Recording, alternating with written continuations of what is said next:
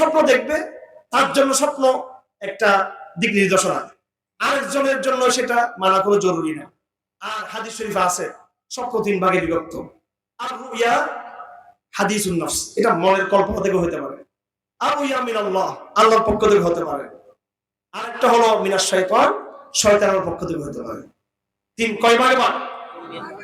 আল্লাহর পক্ষ থেকে, শয়তানের পক্ষ থেকে, মনের কল্পনা থেকে, 3টে হতে পারে। এখন আমরা জানি না যে আমরা যেগুলো স্বপ্ন দেখি এগুলো কোনটা। তবে আল্লাহর নবী সাল্লাল্লাহু আলাইহি সাল্লাম হাদিসের মধ্যে বলেছেন, আখিরি জামানায়, শেষ জামানায়, আখিরি জামানার উম্মতদেরকে নিয়ে আল্লাহর নবী খুব টেনশনে ছিলেন। আখিরি জামানার উম্মতদেরকে আল্লাহ পাক কি ছিলেন? টেনশনে ছিলেন। আলা ইন্না আউলিয়া আল্লাহি লা খাউফুন আলাইহিম ওয়া লা হুম ইয়াহজানুন আল্লাযীনা আমানু ওয়া কানু ইয়াত্তাকুন লাহুমুল বুশরা ফিল হায়াতিদ দুনিয়া ওয়া ফিল আখিরাহ। আল্লাহ পাক বলেন, যারা আল্লাহর আউলিয়া তাদের কোনো ভয় নাই। লাহুমুল বুশরা ফিল হায়াতিদ দুনিয়া, আল্লাহর আউলিয়াদের জন্য দুনিয়াতে সুসংবাদ রয়েছে। হাদিস শরীফে আছে আল্লাহর ওলিদের জন্য দুনিয়ার সুসংবাদ হলো স্বপ্ন।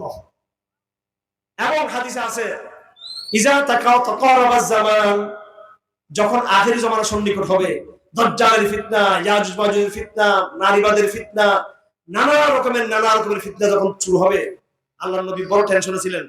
শেষ জামানায় আমার উম্মতদেরকে কে সাহায্য করবে? তো আল্লাহ রাসূল বলে গেছেন যে আমি তো দুনিয়া থেকে বিদায় হয়ে যাব, আমি আমার উম্মতের জন্য একটা জিনিস রেখে যাচ্ছি। আপনারা তো সবাই বলেন কিতাবুল্লাহ সুন্নাতুর রাসূল। অবশ্যই আমাদের সামনে কোরআন আছে, আমাদের সামনে হাদিস আছে। আল্লাহ রাসূল আরো একটা জিনিস আমাদের জন্য রেখে গেছেন, সেটা হলো আল্লাহ রাসূল বলেছেন রুয়াল মুমিনিন, মুসলমানদের স্বপ্ন হলো নবুয়তের 46 ভাগের 1 ভাগ। সুবহানাল্লাহ।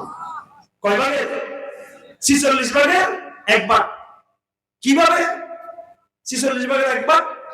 সেটা হলো আল্লাহর নবী নবুয়তের জীবনী কয় বছর?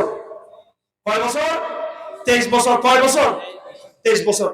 23 বছরকে যদি ভাগ করা হয়, কি করা হয়? 6 মাস